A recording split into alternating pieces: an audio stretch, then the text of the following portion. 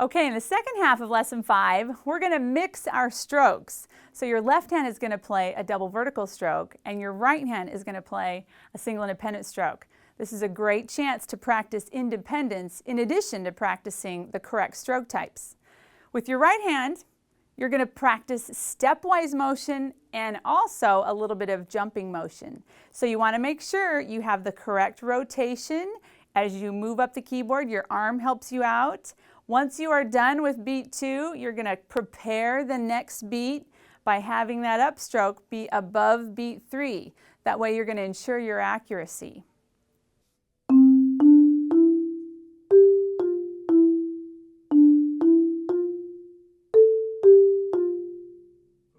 All the same principles apply to that single independent stroke. A nice high rotation. From the inner mallet, you will be rotating around the outside mallet. There's really no reason to keep your stroke really low at this point. See if you can keep a nice high stroke, and that will really start to develop some kinesthetic muscle memory. Now with your left hand, you'll be just playing double verticals for the first half of this exercise. You need to make sure that your left hand stroke does not have a rotation in it. With your right hand playing a rotation, it might be easy to try and put a rotation in the left hand, and that's going to cause a flam. You'll notice that right away if both mallets are not striking the marimba at the same time.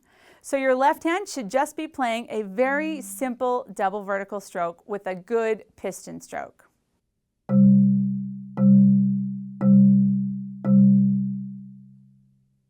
There's a couple ways you can play this exercise. To start, if you'd like, you can just play mallet 3.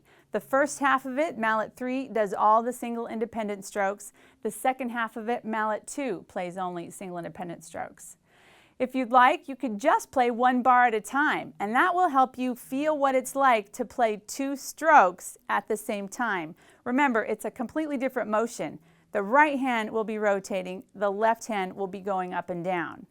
What I imagine is going to be harder is the second half of the exercise, when the right hand takes over the double vertical strokes and the left hand now needs to play the rotation. You'll need to make sure you keep them independent. The right hand really does not need to add a rotation or you will start hearing that flam.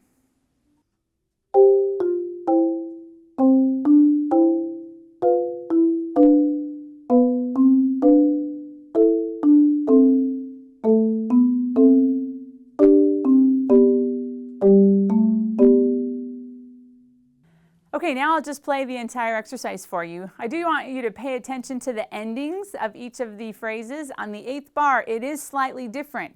So don't just play the first couple of bars, think you have it memorized, and you take it all the way through like that. Make sure you look at the music and notice that the last bars of the phrase are just a little bit different.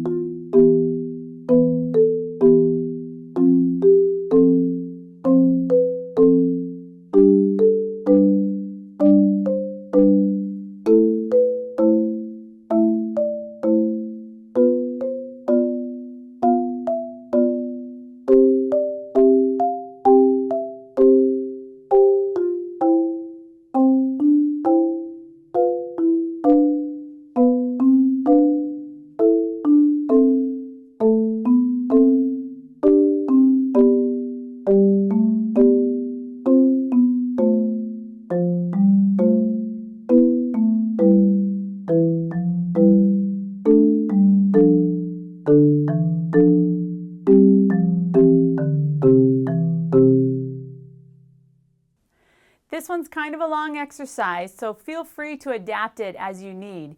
You may want to just practice the left-hand side of it if for some reason that's a lot more difficult than the right-hand side. And by that I mean the single appendants in the left hand in mallet 2.